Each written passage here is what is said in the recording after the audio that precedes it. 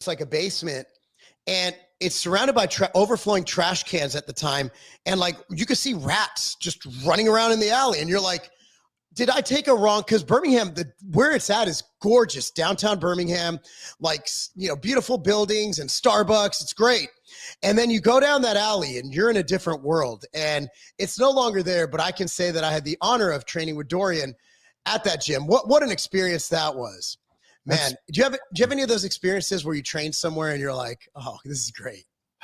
No, we had, when I first started, that was the powerhouse was great. Yeah. You had the metal plates that clanked when you were, finally strong enough to bench 225, and you had 2 plates on there with no collars, and you heard the rattling. I'm like 22 years old going, yes. Now we got the plaques or whatever coated plates, can't hear it. So those days are gone. Chalk all over the gym. Those are gone. I've never been to the Metroflex, and I guess I understand the concept, hardcore.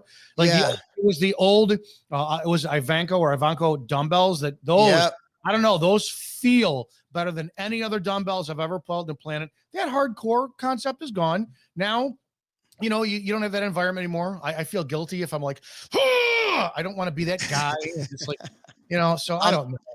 I don't even know if I'm that guy. I have headphones in. I have a feeling I'm audible, but I can't tell. But when we do like videos, and I'm not purposely doing it, when we do like training videos for Ambrosia and stuff, I'll notice that, am I really, even my breathing, like with a mic on, knowing there's a camera, I breathe, I'm a mouth breather. Like, it's terrible. But I mean, at the end of it, if I'm exerting, I'm going to make noise. It's just like sex, except when there's kids in the house, but you don't have kids, you don't know about that. Yeah. You have to learn to bite pillows. Yeah. I just made it sound like I'm getting pegged. There's that prostate I keep hearing about.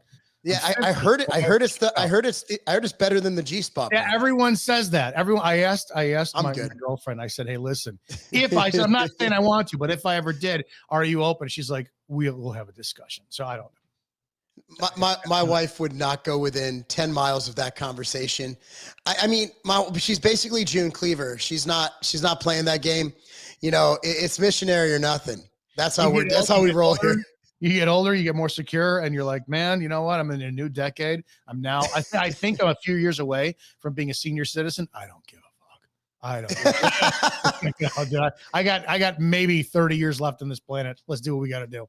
Yeah, I mean, 30 years would be good. I don't want to be old. That's why we talk about health span. And I think that's the best thing we've done in the past decade of this whole journey. And everybody makes fun of biohackers, but they got us to think about things, right? Like, it's not just about being here for a long time. It's about being here for a good time. And you got these crazy people like Brian Johnson wants to live to 150, whatever. But what they did is that extreme has us normal guys thinking about, wait a second, what if I did just 10% of that?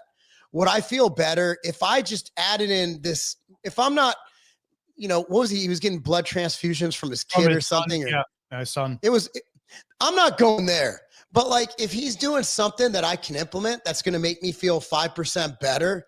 Like, I'm okay with those people because they're doing the stuff like extreme. And I got to say, like, look, man, I respect what he's doing, but a lot of it's just, maybe it's me, kind of like the pegging thing, but it's creeping me out a little bit, man.